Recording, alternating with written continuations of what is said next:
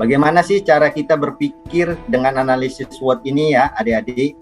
Ya, pertama tadi kita udah kasih kakak sudah kasih tahu untuk S dan W itu ada di internal, ada di diri kita ataupun produk yang mau kita jual. Jadi apa yang kita miliki gitu ya. Kalaupun dari diri kita, apakah kita punya tekad, kemauan untuk memasarkan ya? Bagaimana diri kita? Apakah kita orang yang tertutup, terbuka, gampang bergaul, ramah, ya? Nah, itu juga menjadi kekuatan dari internal kita, dari dalam kita. Produk pun produknya bagaimana? Kalaupun produk ini bagus, original, ya, dibuat dengan asli, ya, nah, itu juga di suatu kekuatan dalam internal produk. Terus sumber apa uniknya yang bisa bantu? Nah, itulah keunikan bisa kita jabarkan gitu ya dalam produk dan diri kita. Terus sumber apa yang membantu kita? Ya, alat bantu apa yang bisa kita ini?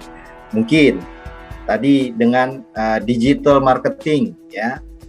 Kita bisa akses dengan kita punya misalnya seorang yang terkenal itu YouTuber gitu ya. YouTuber, kita seorang YouTuber terkenal. Nah, itu juga suatu kekuatan dari diri kita. Kita memiliki tools tadi alat bantu ya tadi media sosial tadi yang membuat kita ada strength, kekuatan di sisi itu gitu ya. Terus weakness itu adalah kelemahan ya, itu juga dari diri kita dan produk kita dan perusahaan kita. Ini biasanya kalau dari hasil setelah evaluasi kita akhirnya melihat apa yang perlu kita perbaiki gitu ya adik-adik. Mungkin kita merasa target tidak sesuai, hasil yang diminta nggak sesuai juga, maka kita evaluasi. Terus faktor-faktor apa yang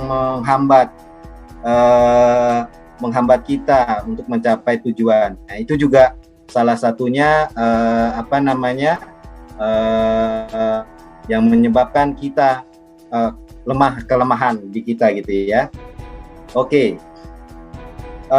Berikutnya adalah peluang. Peluang ini dan ancaman itu juga ada di luar ya. Peluang ini bisa jadi pasar, daya beli, konsumen ya. Makanya kita harus bisa memetakan ya target kita ya, pasar kita, segmentasinya bagaimana. Kita juga harus berpikir ya, misalnya peluang ya, konten apa yang tidak diterbitkan oleh kompetitor atau pesaing kita gitu ya.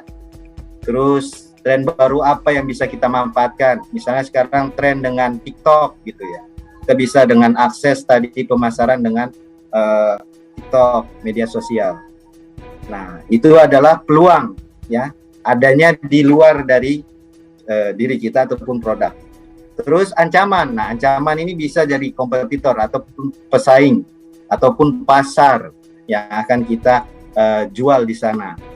Apakah ada pesaing kita, terus apa yang dilakukan oleh pesaing kita, dia bisa lebih baik daripada kita. Nah, itu kita berpikir untuk kita nanti mencari solusinya ya. Nah, berikutnya kakak. Oke, ini berikutnya aku memberikan contoh ya kepada adik-adik gitu ya. Contoh misalnya dalam analisis SWOT tadi itu dalam dunia bisnis. Contoh kalau perorangan kakak dulu pernah usaha frozen food gitu ya. Ya mungkin ini yang simple ya. Kalau dari kekuatan dari sisi produk frozen food ini adalah makanan yang mudah tahan lama kalau disimpan dengan baik di lemari pendingin ya. Terus juga frozen food ini contoh ya, memudahkan konsumen dalam pengolahannya. Tinggal digoreng sudah disajikan gitu ya. Terus banyak jenis-jenisnya ya. Ada cireng, ya, ada dimsum gitu ya. Ada lagi yang lain misalnya pempek gitu ya. Ya, Ya, itu banyak jenisnya. Inilah kekuatan dari produk misalnya frozen food itu gitu ya. Terus kelemahannya apa? Nah, kelemahannya mungkin kita petakan. Kelemahannya adalah makanan ini mudah rusak kalau tidak disimpan di lemari pendingin. Terus juga kalau dalam pengiriman juga mudah rusak gitu. Karena kalau ke senggol, jatuh ya, itu makanan mudah rusak. Nah, ini kelemahannya. Terus opportunity-nya apa dari sisi luar? Misalnya dari sisi pasar gitu. Ini banyak dicari ya. Frozen food ini banyak dicari oleh konsumen yang tidak, dalam kutip, tidak bisa masak gitu ya. Karena ini gampang, tinggal digoreng sudah bisa disajikan gitu ya.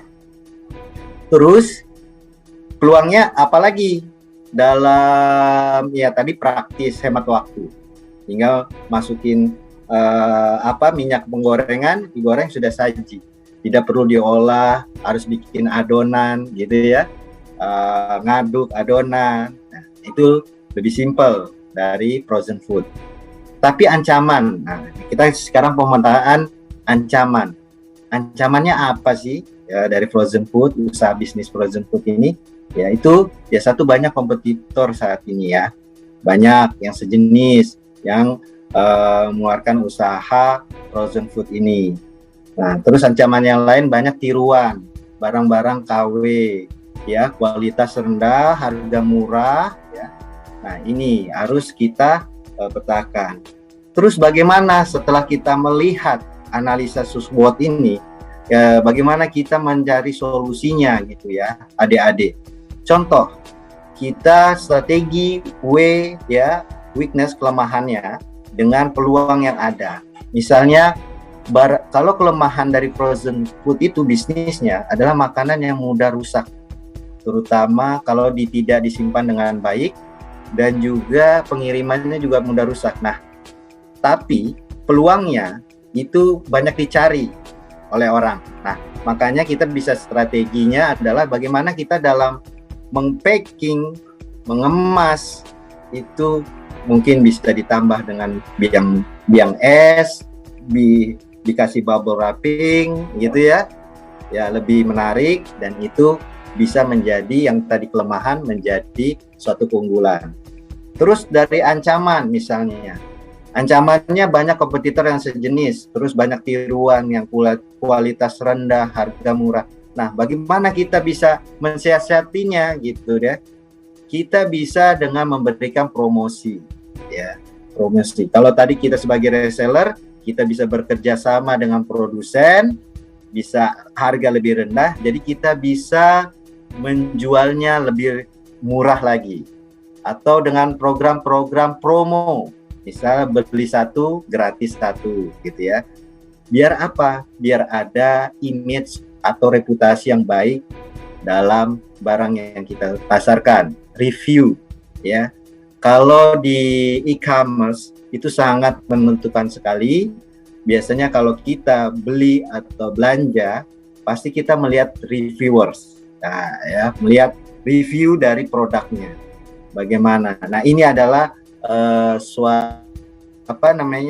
strategi kita dalam menganalisa dengan SWOT ya, dengan bisnis yang nanti kita jalani ya.